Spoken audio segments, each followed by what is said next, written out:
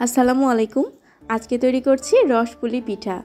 নরম তুলতুলে মুখে দিতেই মিলিয়ে যাবে ভীষণ মজার এই পিঠাগুলো একবার তৈরি করে খেলে বারবারই তৈরি করতে ইচ্ছা করবে। খুব সহজে অল্প কিছু উপকরণ দিয়ে এই পিঠাগুলো তৈরি করে দেখাচ্ছি। আশা করি আমার আজকের রেসিপিটি সবার ভালো লাগবে। রসপুলি পিঠা বানানোর জন্য আমি প্রথমে একটা প্যানে নিয়ে নিচ্ছি 1 টেবিল চামচ ঘি। চাইলে ঘিয়ের পরিবর্তে তেলও দিতে পারবেন, তবে ঘিটা দিলে ফ্লেভারটা খুব ভালো হয়। এখন এর মধ্যে দিয়ে দিচ্ছি হাফ কাপ সুজি। মিডিয়াম লো আছে সুজিটাকে ভালোভাবে ভেজে নেব। আর এই সময় কিন্তু চুলার আঁচটা বাড়ানো যাবে না।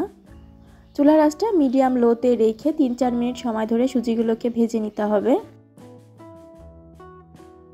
তো আমি হালকা বাদামি করে সুজিগুলোকে ভেজে নিয়েছি। এখন এর মধ্যে দিয়ে দিচ্ছি 1 কাপ ফুল ক্রিম লিকুইড দুধ।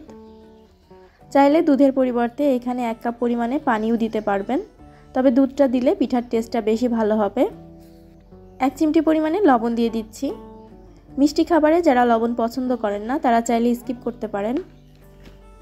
এখন ভালোভাবে নেড়েচেড়ে সব কিছুকে মিশিয়ে নেব।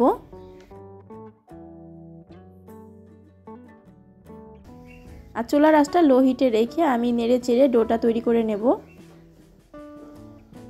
আর আমি এখানে হাফ কাপ সুজির জন্য 1 কাপ পরিমাণ দুধ দিয়েছি। এই মেজারমেন্টটা ফলো করলে ডোটা একদম পারফেক্ট হবে। তো আমার ডোটা রেডি হয়ে গেছে। এখন আমি চুলাটা বন্ধ করে দিচ্ছি আর ঢাকনা দিয়ে ঢেকে রাখছি 5 মিনিটের মতো। এখন চুলায় আবারও প্যান বসিয়ে দিয়েছি আর এতে দিয়ে দিচ্ছি 1 কাপ পরিমাণ নারকেল কুড়ানো, সাথে দিচ্ছি হাফ কাপ খেজুরের গুড়। এখন 2 টেবিল চামচের মতো পানি দিয়ে দিচ্ছি।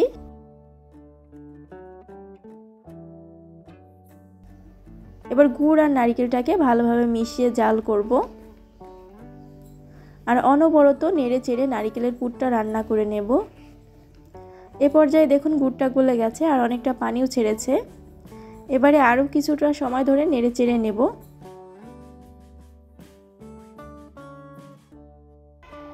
পুরটা যখন প্যানের গা ছেড়ে আসতে শুরু করেছে তখন আমি নামিয়ে নিচ্ছি। আর এটা ঠান্ডা হয়ে যাওয়ার পরে আরও কিছুটা শক্ত হয়ে যাবে।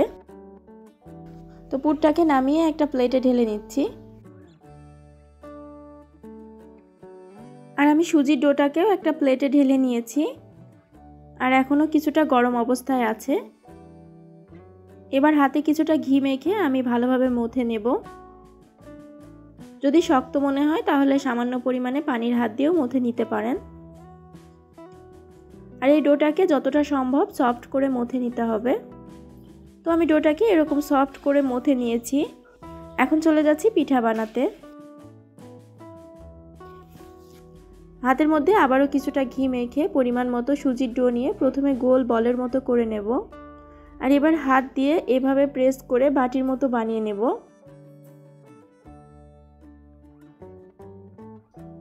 এখন সামান্য পরিমাণে নারকেলের পুর এর মধ্যে দিয়ে দিব।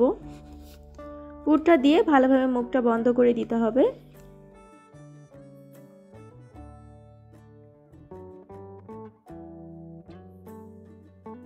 আর এবারে দুই পাশ থেকে ধরে এভাবে বাঁকা চাঁদের মতো ডিজাইন করে নিচ্ছি। দেখেই বুঝতে পারছেন আমি কাজটা কিভাবে করছি। খুবই সহজ, যে কেউ খুব সহজেই বানিয়ে নিতে পারবেন। তবে চাইলে নিজেদের পছন্দ মতো যে কোনো ডিজাইনেই পিঠাগুলো বানিয়ে নিতে পারেন। তো আমি একইভাবে আরও একটি পিঠা বানিয়ে নিচ্ছি। আর পুরটা দেওয়ার সময় খেয়াল রাখতে হবে যেন অনেক বেশি পরিমাণে না হয়, কারণ বেশি পরিমাণে পুর দিলে ভাজার সময় খুলে যেতে পারে। আর এইভাবেই আমি সবগুলো পিঠা বানিয়ে নিয়েছি। এখন চলে যাচ্ছি ভাজতে। ভাজার জন্য প্যানে পর্যাপ্ত পরিমাণে তেল গরম করে নিয়েছি। এখন পিঠাগুলোকে তেলে ছেড়ে দিব।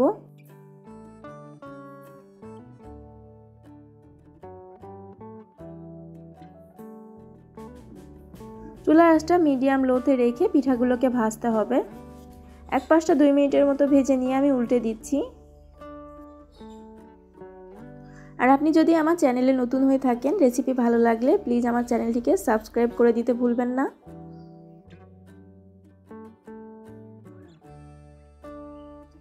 এখন এপাশ ওপাশ করে আমি লাল লাল করে ভেজে তুলে নিচ্ছি।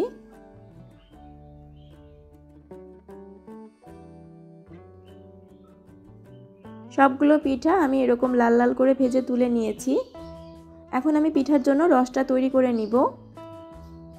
এর জন্য একটা প্যানে দিয়ে দিচ্ছি হাফ কাপ পরিমাণ চিনি, এর সাথে দিয়ে দিচ্ছি হাফ কাপ পরিমাণ পানি। এখন ভালোভাবে নেড়েচেড়ে মিশিয়ে জাল করব।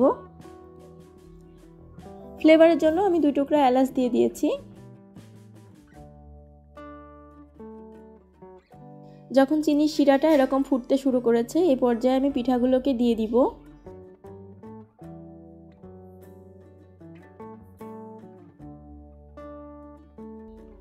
আর আলতো হাতে একটু এপাশ ওপাশ করে ভালোভাবে শিরার সাথে মিশিয়ে দেব। এ পর্যায়ে পিঠাগুলো খুবই নরম থাকে, তাই সাবধানে নেড়েচেড়ে নিতে হবে।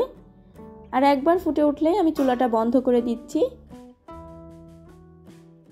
আর পিঠাগুলোকে নামিয়ে আমি একটা সার্ভিং প্লেটে নিয়ে নিচ্ছি। নরম তুলতুলে রসে টইটুম্বুর এই পিঠাগুলো খেতে ভীষণই মজার। এই শীতে একবার তৈরি করে দেখতে পারেন, আশা করি ভালো লাগবে। আর আমার রেসিপিগুলো যদি ভালো লাগে প্লিজ আমার চ্যানেলটিকে সাবস্ক্রাইব করে দিতে ভুলবেন না। আজ এই পর্যন্তই, আল্লাহ হাফেজ।